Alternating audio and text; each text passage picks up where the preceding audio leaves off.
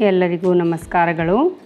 ಲಕ್ಷ್ಮೀದೇವಿ ಒಲಿಯಲು ಅಕ್ಷಯ ತೃತೀಯಕ್ಕೂ ಮೊದಲು ಹೊರಹಾಕಬೇಕಾದ ವಸ್ತುಗಳು ಯಾವ್ಯಾವು ಅಂತ ನೋಡೋಣ.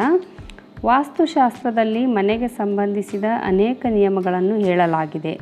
ಈ ನಿಯಮಗಳನ್ನು ಪಾಲಿಸುವುದರಿಂದ ಮನೆಯ ವಾಸ್ತು ದೋಷಗಳೆಲ್ಲ ದೂರವಾಗಿ ಸಕಾರಾತ್ಮಕ ಶಕ್ತಿ ಹೆಚ್ಚಾಗುತ್ತದೆ ಎಂದು ನಂಬಲಾಗಿದೆ.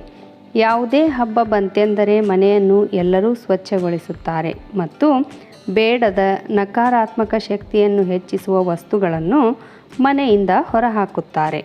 ಮುರಿದ ಪೊರಕೆ. ಹಿಂದೂ ಧರ್ಮದಲ್ಲಿ ಪೊರಕೆಗೆ ಹೆಚ್ಚಿನ ಮಹತ್ವವನ್ನು ನೀಡಲಾಗಿದೆ.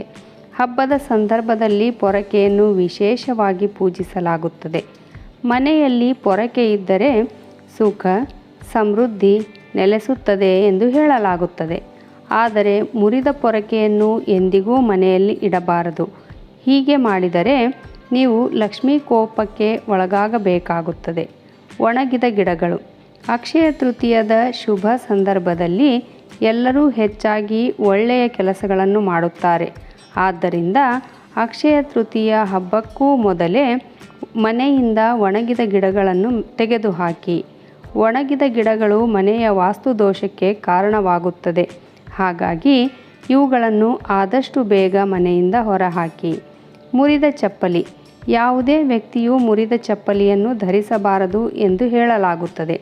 ಹೀಗೆ ಮಾಡುವುದರಿಂದ ನೀವು ಹಣದ ಕೊರತೆ ಮತ್ತು ಬಡತನವನ್ನು ಎದುರಿಸಬೇಕಾಗಬಹುದು.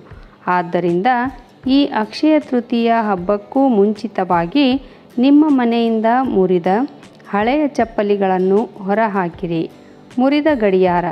ಜೀವನದಲ್ಲಿ ಎಂದಿಗೂ ಮುರಿದ ಗಡಿಯಾರವನ್ನು ಧರಿಸಬಾರದು ಎಂದು ಹೇಳಲಾಗುತ್ತದೆ. ಹಾಗೆ ಮನೆಯಲ್ಲಿ ಎಂದಿಗೂ ನಿಂತ ಅಥವಾ ಮುರಿದ ಗಡಿಯಾರವನ್ನು ಇಡಬಾರದು.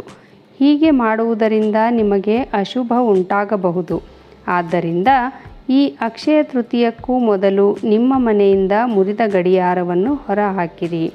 ಕೊಳಕು ಬಟ್ಟೆ.